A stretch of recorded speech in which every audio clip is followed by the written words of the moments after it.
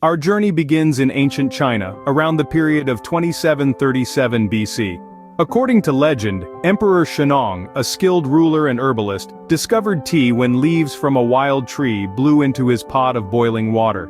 He was intrigued by the leaf-infused water and thus tea was born. For centuries, tea remained a medicinal beverage before it morphed into a daily drink during the Tang dynasty from the 7th to the 10th century. It was during this time that Lu Yu wrote The Classic of Tea, the first known monograph on tea in the world, highlighting its cultivation and preparation. As we move on to the Song dynasty, from the 10th to the 13th century, we find tea evolving into an art form. The practice of tea drinking became a ritual, accompanied by a set of rules and a ceremony, something that continues in many cultures today. Tea began its journey westwards in the 16th century, thanks to Portuguese priests and merchants residing in China. By the 17th century, tea had made its way to Britain, and it wasn't long before it became a staple in the British household, giving birth to the quintessential British tea time. The 18th century saw the commercialization of tea, with the East India Company monopolizing the tea trade.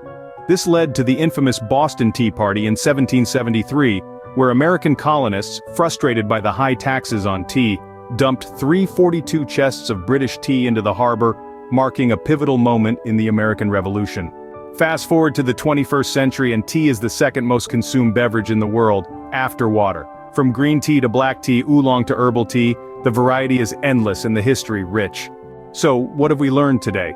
Tea started as a medicinal beverage in ancient China, became an art form during the Song dynasty, found its way to the West in the 16th century, became a British staple in the 17th century, was commercialized in the 18th century, and revolutionized in the 19th century with the invention of the tea bag.